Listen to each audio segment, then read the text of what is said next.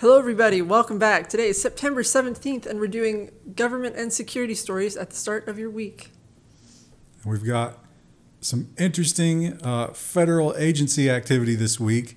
The FTC, which is off the chain this year, has decided to go after everyone's favorite new technology. TechCrunch headline is Senate leaders ask the FTC to investigate AI content summaries as anti-competitive. And this is one of those things that we always get sidetracked on, which is maybe a fun discussion we could start with this week. I don't know if we're trying to chat about things. When you search on Google, and Google gives you an AI summary of the first result, it's going to the first result and using AI to process it and then return it back to you. Theoretically, there's nothing wrong with that under current copyright law, but senators are saying, wait a minute, you're taking away the traffic from the person that has to actually go to the website and look at that. I mean, that was the case before, even without AI in it, so I'm a little foggy. Well, they're saying that they do the work, and then Google basically just summarizes it. Right. They never get the click, right? I mean, that makes sense. But that's how it existed even before AI. Like, it would still give you the summary a lot of times. But you controlled that summary. That's true. And they would clickbait it, and they would not tell you. Yeah, so you would do the click more, yeah. AI, in a way here, I never even considered that, but AI is circumventing clickbait here. Yeah. Which is kind of a service, but I don't feel comfortable still. Yeah, I still typically, like if I do a web search in Google, I will go to the web tab because I don't care about the AI summary as much. Here's the engagement challenge on this particular one. What if you have your own browser plugin that you write, or you have an agent running on your local machine that in the background clicks the link and loads the page and summarizes it? You get the click. A human being never looks at that page. Your own AI summarizes it for you running on your local machine, which is a lot more computationally responsible to try to do that in the cloud in the first place. Still screws the advertisers, though. Absolutely screws the advertisers. I'm okay and maybe with the that. publisher. Yeah, that's okay if the advertisers are the ones who get hit. I mean, there's three entities here, right? Clickbait writing garbage news providers, ad providers, Store.Level1 text, and Google, and they're all horrible. Who do you root for? You got to try to just do, I guess, what's right. I don't know what it is in that situation. And social media, is it inherently bad for us? It seems like the powers that be are telling us that it is, but they're too cowardly to actually come out and say that, which is weird because they'll tell you it's bad for kids. So isn't it also bad for me? But I'm just allowed to make the decision. Anyway, we're all idiots, and we need printed labels in order to tell us these things. 42 state attorneys general demand a Surgeon General warning label for social media apps. I think you would need the same kind of a label for things like credit cards, or you can do far more damage to yourself taking out a credit card with a 30% interest, only having a fuzzy understanding of compound interest rates. Far more damaging than seeing thin people on social media. Well, it's the thing, though, you were talking about, like, with kids. I mean, we do that with alcohol. Like, kids aren't allowed to have that, and we still have a warning printed on it. What about cars? Well, they have to have a license for that, and they have to take safety training before they're allowed to drive it. They would love to have a social media license. That would make them so happy. I do think, like, do any of those really help?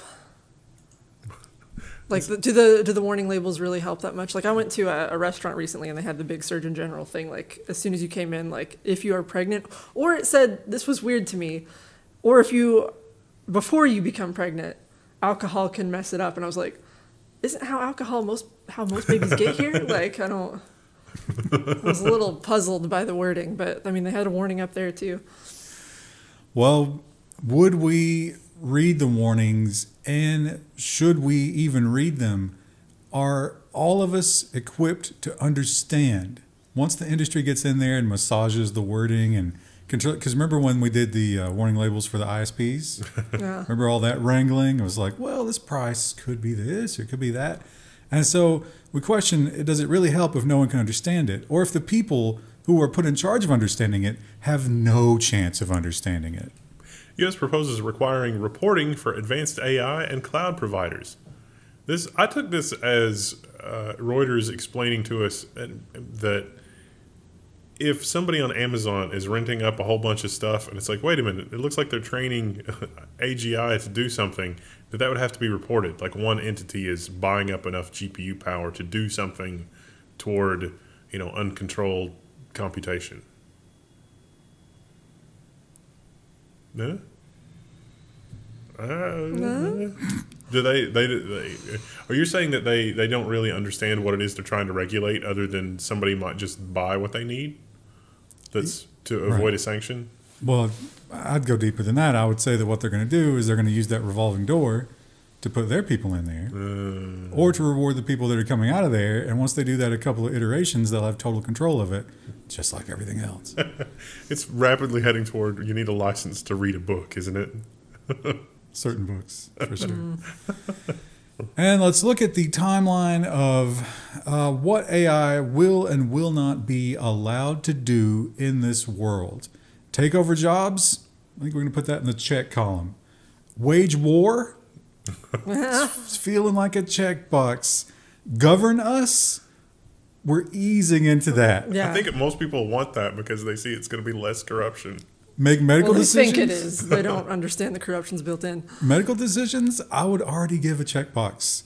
And this one is just a little ways off of that. Google's AI will help decide whether unemployed workers get benefits. Now, they assure us that, no, it's not really that. That's just an incendiary headline. What they're going to do is they're going to go in, they're going to look at all your stuff, and they're going to summarize it, just like those web links, and they're going to save time for the human being who actually has to make that decision. Now, we've learned that in the insurance world, those people have to make like 10,000 decisions a day. So they don't literally have time to do anything but look at the summary and say yes or no. That's terrifying. Yeah, considering the amount of nuance that could be hiding in the details. It's literally the game Papers, Please come to real life, except not border control, just like, hey, use the AI to do the thing. It's like, what if fundamentally this process is flawed? No, you don't have time to think about that. Listen, it's so efficient, we can afford to have a few mistakes. And if those mistakes impact human lives, that's okay. Look at the money we're saving. I also wonder about, remember the Industrial Revolution? It's like you had all those jobs that were displaced really quickly. Like, what if that were playing out today? Like, look at all the stuff that we did when the steam engine and electricity replaced labor. And there was a lot of friction and suffering there unnecessarily. And suppose something like that is happening again with AI replacing labor. Like, perhaps we could learn something with how we did that the first time to do it again. Any historians in the audience want to give us some engagement challenge? Like, because none of this seems like it remotely takes into account the learnings of a century ago. But do you think that you, or more importantly, anybody in power, would be able to mitigate that somehow? No. Like, what do you do? How do you stop it? Well, you don't stop it, but you could ease the transition somehow. It's like, hey, congratulations, you used to be a buggy whip manufacturer, and now you can't. So. I think a lot of those people probably just died poor and then their children found other employment. Yeah. I mean, you say somehow. Just a magic wand? And Google is still having trials, shocking. And these trials have extended. When did it start? Was this like 07? Was this one 2018? Oh, no, there was one that was 2018. This was a long time ago. I think it was 07, right? And it's So small. finally just shaking out. The Reuters headline is Google aim to control web ad tech, U.S. prosecutor says as trial begins. And this is based on fabulously ancient happenings. This is when Google still had the I'm feeling lucky button. When I first read this, I thought this was the court case where they tried to wave it away by saying, here is the maximum fine that we would have to pay for this. No, this is something else. But, you know what? Actually, I'm wrong. I think the case is recent, but they're digging up something someone said. From the dawn of time. I think it was 2007. And he said, we want to crush the competition. We want to control it. We bought this other company so we could play both sides of it.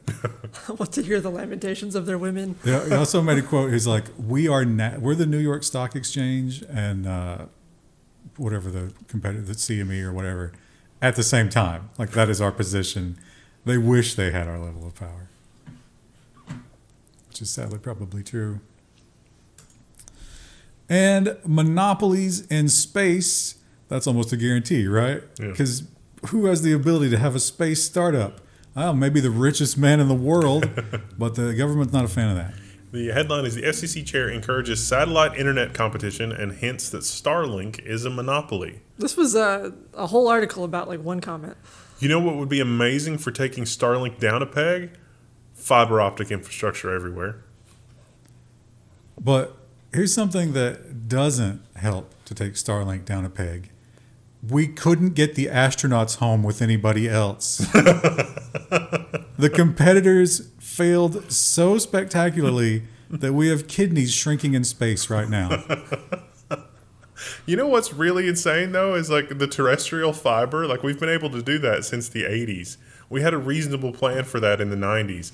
And we just, as a society, we have failed to the point that we have not been able to deliver on our promises from 35 years ago in order to deliver. And so what did it take? It took, the guy that can get stuff into space, launching satellites, to actually have nationwide broadband that doesn't suck. Like, we're so screwed. And we're screwed because as all of that gets worse, one thing, and maybe only one aspect of technology other than artificial intelligence, is always getting better and always getting more invasive. You know what this is? The surveillance one? I'm going to try to carefully. Yeah, I couldn't. Do you see it? Testing Apple Vision for use in surveillance, because Apple Vision is really amazing. It's the police. They're doing this thing. Because the Apple Vision headset is great for, playing back video and getting an idea for what's going on spatially. So they have a command and control. Basically, everything feeds into one nerve center, and they're watching all the cameras and everything, and they have a group that, it's something out of a sci-fi movie. And instead, they want something that is literally out of a sci-fi movie. Remember Minority Report? Yeah. When he was like dragging the interface around and stuff like that? That's what they're going to get, but it's not going to be for your desktop. It's going to be for them to surveil everything. It's kind of the true value version of what was shown in Minority Report, though. We're just getting started. What was it? Clover Valley, the Dollar General brand. But Clover Valley would insinuate that it's cheap, right? Yeah. It's not cheap. The Apple headset is not the cheap way to go there. It's going to throw away a lot of money. But they also say that, hey, there's no reason that, our investigators need to come to the command center to have all this power. Just ship it to their homes. What could go wrong? Just put it in the cloud. I missed this one last week. I actually alluded to it, and then somehow, I don't know, I must have misclicked or something, but we totally missed the Russian disinformation story last week. But now we get a little bit of a follow-up, and we can just talk about it. The CBS News headline is, the U.S. says Russia-funded media company that paid right-wing influencers millions for videos. And oh boy, they did. But if we had run this video, or if we'd run this story last week, we wouldn't have this delicious update from this week, which is one of the ways that the prosecutors were able to gather evidence is through WhatsApp. And new evidence was submitted where after this was filed, they were talking on WhatsApp about WhatsApp being compromised, which is amazing. Please, don't follow influencers. Just a word out, Level1. No, I meant the Russian influencers, or the Russian like the FSB people that they were, because that's what. It's also wild that the influencers are being treated like victims, and they're like. Well, there's two possibilities, right? Either one, they knew, which is the true one, or they didn't know, and they're so stupid that you shouldn't follow their ideas. Listen, I just enjoy farting around with technology. Like, that's all you should take away. It's like, and also being a reasonable human being. It's like, we're going to try real hard to be a reasonable human being. But somebody that's smarter is like, how can we weaponize that? And once we've weaponized it and gained total control, how can we get the hearts and minds of the people back? The NSA has a podcast. Here's how to decode it. No such agency. This is an apologetic piece as well. Yeah, it was. That was the tone. It's actually worth a listen. Oh, it's not evil and awful, even though I kind of hint that it is, and they've never let me in before. One of the subreddits that I have to avoid because of the existential dread it elicits is the subreddit that's called Orphan Crushing Machine. And Oh, yeah. that's the only thing I could think of as I was reading this article. It's just like, have we entered the Orphan Crushing Machine? I followed like our uplifting news or something like that to try to find stuff for like nonsense, and it's always stuff like that where it's like so and so, like a child donated their life savings to help someone get medical care, and it's like, does it have to be that way though? Well, one way, did you see those corporate tax numbers? They recently just put out like the breakdown of like somehow individuals pay more taxes than corporations. I can believe that. That just makes no sense. But over in the EU, they are maybe moving things back in the other direction. I don't know that any of this money actually helps the people of the EU, but they're getting it. Apple defeated in decade-long fight with the European Union over Irish tax breaks. What an incredible picture. Yeah. They should have AI'd it so that she's giving them the double bird. I mean, the EU was just looking at this, and they were literally the whole argument the entire time from the European Union was, does this profit actually make sense for it to go through an Irish company? Like, are people in Ireland buying this much product? No. Are people in Ireland developing this much product for the world? No. Why does Apple send all of their money through Ireland? It's like, well, it's just because you're the cheapest. And it's like, that seems like fraud. Something, look of the Irish. So this money has been in escrow. It was like 14 billion, right? Oh, it's in the subheadline, 13 billion. Oh, 13 billion funny monies, euros. That is 14 billion dollars, right? So I guess it's not coming out of Apple's pocket per se. Like they couldn't count this already, but I bet they were counting on it, don't you? So, and that is the final. There's no more appeals after this. So that's the final court. Yeah, that was the highest court. As was this. Google's 2.4 billion euro fine upheld by Europe's top court in its EU antitrust probe. So this is, if you're a U.S. prosecutor and you're looking at this has got to be pretty sobering, because a lot of the stuff that EU is complaining about is stuff that technically happened on U.S. servers, but that's not really, like, there's a lot of European data and rules for how European data is, how it's supposed to be handled, that are a big factor in that as well. This was the Google shopping stuff where they were ranking what they wanted higher, even though that wasn't organic. And Google's only excuse here was, we changed it after they told us. We shouldn't be responsible for this. It was so long ago, and we already changed it. I killed that guy, but I've changed since then. I shouldn't be held accountable for those actions. And advertising is also a big problem with Google over in the EU. British competition regulator objects to Google's ad tech practices. Actually, not in the EU. I was just about to correct myself. It's the Brits, not the EU. Which, kind of a copy-paste relationship, isn't it? But this was this the one where they had the quote about, I might have misquoted earlier, where this might have been the one where he quoted, it was like, we're on both sides of this, we control it. Well, they got some really nasty. There's always so many, like, tech being taken down in Europe stories that I get the details confused often. Yeah, they're so similar.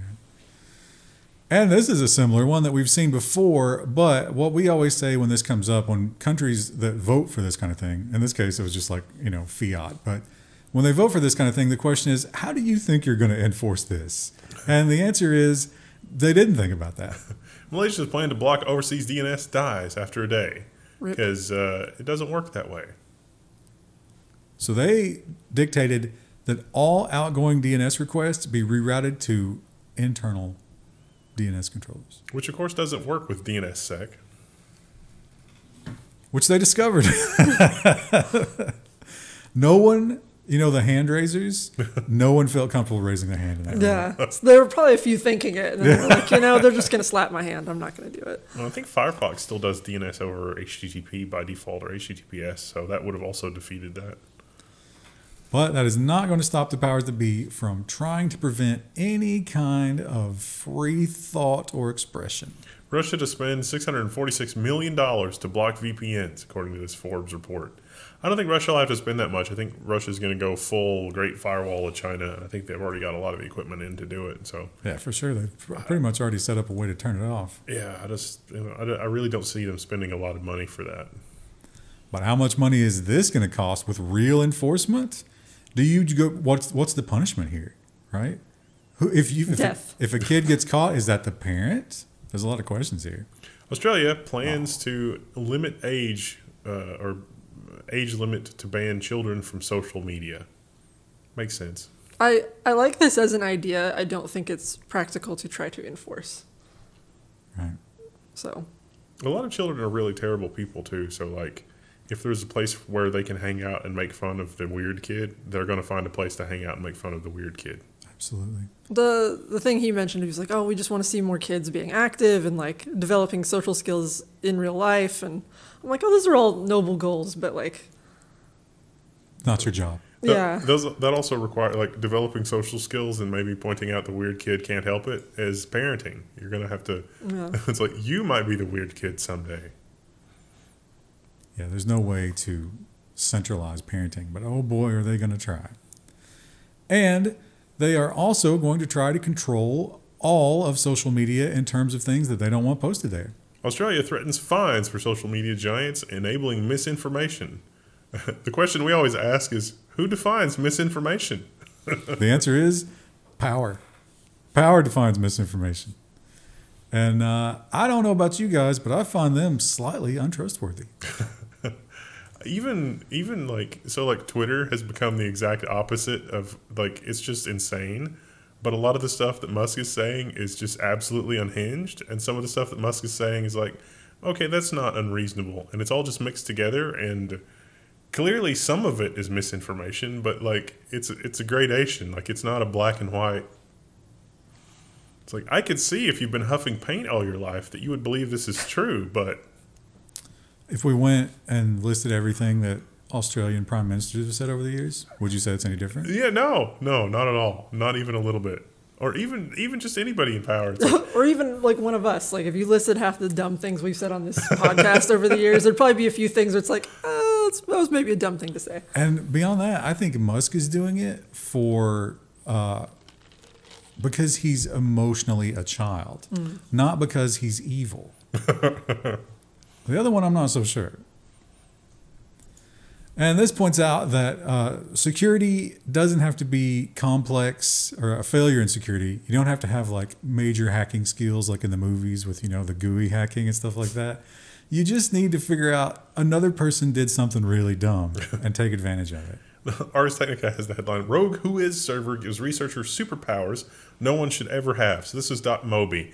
The people that owned the top level .mobi let a domain expire. This person registered it, and then all of a sudden, lots of WHOIS requests were coming into there. The reason this is important is because other companies like Microsoft.mobi, whenever you say you use Let's Encrypt to generate an SSL certificate, Let's Encrypt would say, who is Microsoft.mobi? Who is responsible for approving an SSL certificate? Let's send them an email. And it would send an email, but the WHOIS server was controlled by this rando. And so he could control how SSL certificates were issued on domains that he didn't own or control, which would be great for a man-in-the-middle attack. You might be thinking, well, it was a domain, they changed it, so no traffic would hit it, right? He said about 7,000 hits within the first hour. Yeah. 76,000 unique IP addresses in the first 3 days. Oops. And we all remember the CrowdStrike incident, which shut down a lot of the internet and was very embarrassing. And it pointed out some things about Windows that they let certain people do that might be a bad idea. Microsoft is building new Windows security features to prevent another CrowdStrike incident. Basically, a little bit more hardening in the Windows kernel to say, hey, is this program doing something that is actually causing a blue screen in the computer? Yes? Okay, we should probably recover from that.